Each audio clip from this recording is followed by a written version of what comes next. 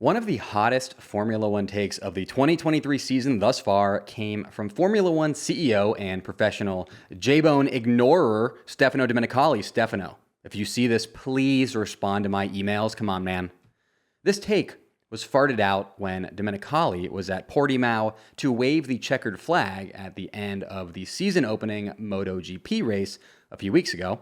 And I will note that Domenicali is undoubtedly a much better checkered flag waver than Tim Apple. But it was not Stefano Domenicali's flag waving nor anything at all about MotoGP that put Domenicali's Portugal trip into the headlines. It was a quote of his that was recorded by a member of the Portuguese media. Speaking about Formula One, Domenicali is reported to have said in Portugal, quote, "I am a supporter of the cancellation of free practice sessions, which are of great use to the engineers, but that the public doesn't like."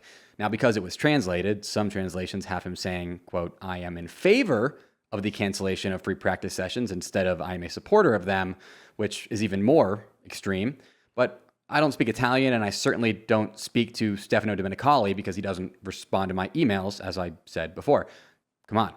This statement from Domenicali sparked a ton of discussion amongst fans, teams, and drivers, as removing all or any practice sessions would obviously be a huge shakeup done by Formula One to add in more competitive racing sessions, such as sprint races, which many see as events not in the true spirit of Formula One, which has, up until a couple of years ago, been just about qualifying and the Grand Prix.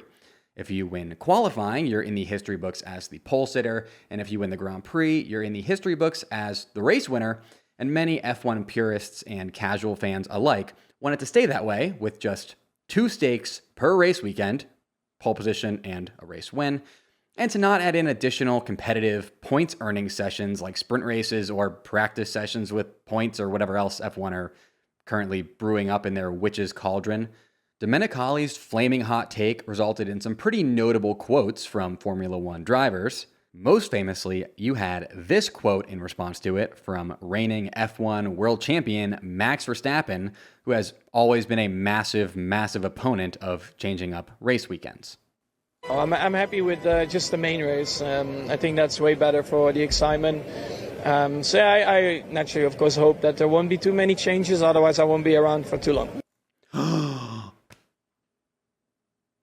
Was that dramatic enough? I don't know.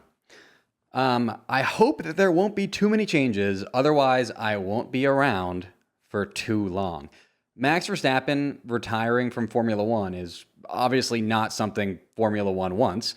And he clearly knows that, which is why he's kind of using himself as a bargaining chip, which is like a very Max Verstappen thing to do.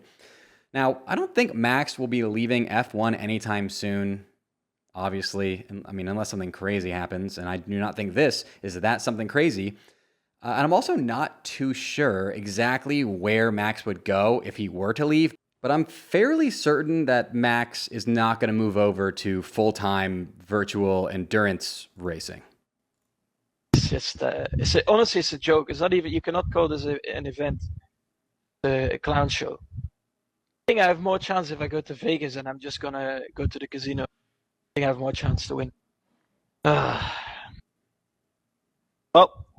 I think I'm going to uninstall the game. I wonder if he would uninstall Formula One if they added in a sprint event to every single race weekend. Who's to say? Now, George Russell had a much more down-the-middle take than Max because, of course, George Russell, the type of guy to not want to upset anybody. Obviously, the more practice you do, the more up to speed you'll be, the more comfortable you'll be with the car. I don't think it's right that Formula One has 3 times the amount of practice that you have in F3 and F2 category. They should be the ones getting more practice, also because they're doing less races, but don't get to test that often. No practices would be too little. I wasn't in favour of the sprint races initially, but having done, how many have we done now? 6, 9 maybe in the 2 years. I really enjoy the sprint races, and having action on a Friday, I think, is vital for all of us and also for the entertainment. So all of this chatter that resulted from Domenicali's hot take ended up itself resulting in something I did not expect at all, which I'll get to in a second. But first, let me quickly tell you about my sponsor, Athletic Greens. AG1 by Athletic Greens is all of your key health products in one and features 75 high-quality ingredients that give you key daily nutrients and long-term gut health support. I gave AG1 a try because I hated having to remember taking different pills and vitamins and instead wanted a comprehensive solution to cover all my nutritional bases for the day at once.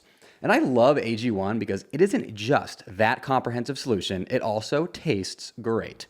I take it in the morning before doing anything else because I love feeling like I am covering my nutritional bases for the entire day within the first 15 minutes of waking up. And it literally could not be an easier habit to start. You just mix 1 small scoop of AG1 with water, put it in this little cup here, shake it up, and drink it first thing each morning, and you're done. And you don't have to drink it first thing in the morning even. It's also a great pre and post workout and pre or post video drink. Drinking this post video. If a comprehensive solution is what you need from your supplement routine, then Athletic Greens is giving you a free 1-year supply of vitamin D and 5 free travel packs with your first purchase. Go to athleticgreens.com/fbone. That's athleticgreens.com/fbone. Link in the description. Check it out. Like I was saying, all of this chatter that resulted from Domenicali's hot take ended up itself resulting in something I did not expect: every single Formula One team unanimously voting in favor of a change to the F1 sprint weekend format that removed one of the practice sessions from it. Yes, even Red Bull Racing, whose secret team principal is of course Max Verstappen, agreed on this. And because there are 6 sprint weekends this season, this change impacts over a fourth of all of this season's Grand Prix, so it is no small change. The new sprint weekend format is as follows. Friday contains the sprint weekend's only practice session and the Grand Prix qualifying session, which still determines the weekend's official pole sitter, but now also, finally, sets the grid for Sunday's Grand Prix, as it should have been doing this whole time. It's a huge win for all of us there. Except, I guess, for Kevin Magnussen, who is wishing that they had had this rule in effect at last season's Brazilian Grand Prix, because we all know having K-Mag start P1 in the Brazilian Grand Prix would have been an all-time F1 moment. Saturday contains a new session, Sprint Race Qualifying, which is replacing that pointless Parc Fermé Free Practice 2 session. This new session will determine the grid for the Sprint Race, also on Saturday, which is now a standalone event that awards points to its top 8 finishers, but has no impact on the Grand Prix. Yes, the Sprint Race now has no impact on the Grand Prix. Again, should have been like this the whole time, okay? Should have been like this the whole time. And Sunday is the Grand Prix, like it is for every race weekend until F1 inevitably changed that up for some reason. By the way, this is an excerpt from the Patreon column that I wrote breaking down and analyzing the new F1 sprint format. You can read the full column on patreon.com/formulabone. I write a Formula One column each and every week on patreon.com/formulabone. So subscribe there and you'll get my writing sent to your email inbox every week. J-Bone! The only real downside that I see with this new sprint weekend format compared to the old one is that it will have an impact on mid-season car development. Teams are now even less likely to bring upgrades to sprint weekends, seeing as there's now just one practice session during which they will be able to work on their setups, which is not ideal when you're adding new stuff onto the car and want to see how it works. Red Bull haters, yes, this means that it is now going to be even harder for a team to catch up to them this season. My condolences.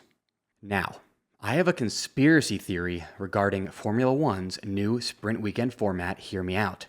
The way I see it, Formula One knew when they first introduced sprint 2 seasons ago that they could get all teams to agree to whatever sprint weekend format changes they wanted in the future, so long as one of those changes was making it so that the Friday qualifying grid and not the sprint race determined the Grand Prix grid, which is something it seemed like everyone in the world agreed on from the beginning.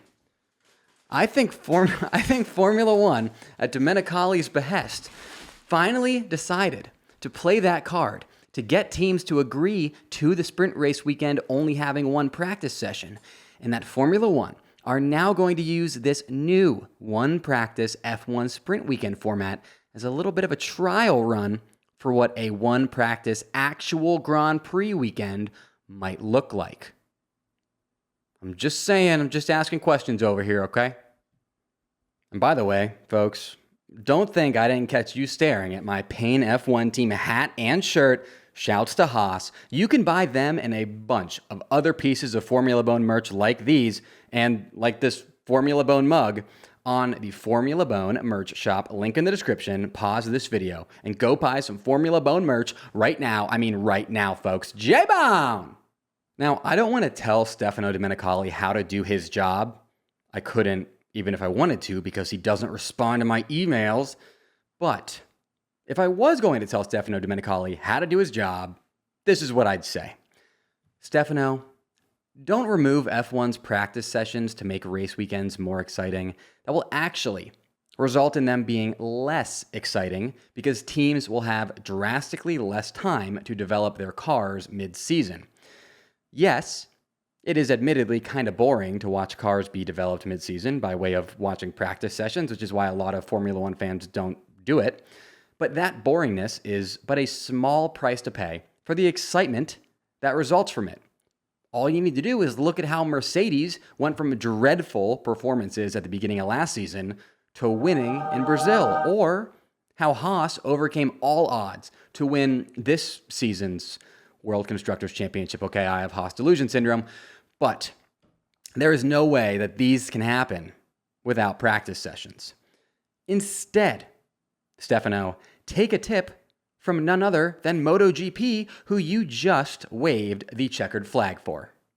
In case you aren't familiar, here's a probably oversimplified explanation of how MotoGP does practice and qualifying. MotoGP qualifying consists of just 2 rounds, Q1 and Q2. The drivers with the 10 fastest lap times across MotoGP's first 2 practice sessions are automatically entered into Q2, with the remaining drivers duking it out in Q1. If you finish in the top 2 of Q1, you make it into Q2. If you don't finish in the top 2 of Q1, your place on the starting grid is determined by your fastest Q1 lap time, with P13, of course, being your best possible starting position because there are 12 drivers now in Q2. Q2 thus consists of the top 10 drivers from the first 2 practice sessions and the top 2 drivers from Q1, duking it out to determine the top 12 grid positions for the Grand Prix. If Formula One implemented a similar system to MotoGP, where practice session lap times could automatically get you entered into an advanced qualifying round, it would allow teams to still work on their cars and collect data during practice sessions, but with the caveat that the more that they are focusing on car development during practice sessions, the less chance that they have of putting in a lap time good enough to get them automatic entry into an advanced qualifying round. I think having practice sessions guarantee entry into an advanced qualifying round for drivers is a super interesting way Formula One could make practice sessions more interesting for fans without having to either remove them or put points on the table, because who wants a practice points session? That makes no sense. That's not how practice works. We're talking about practice. Try ignoring that take, Stefano. If you enjoyed this new style of video and want more F1 news videos like it, let me know in the comments section. I will be responding to a bunch of comments left on this video, so I'll see you in the comments section, folks. Special shout out to my top Patreon supporters, Kolky, @RatedBookie, and Glow. Until next time, folks, J-Bone! J-Bone!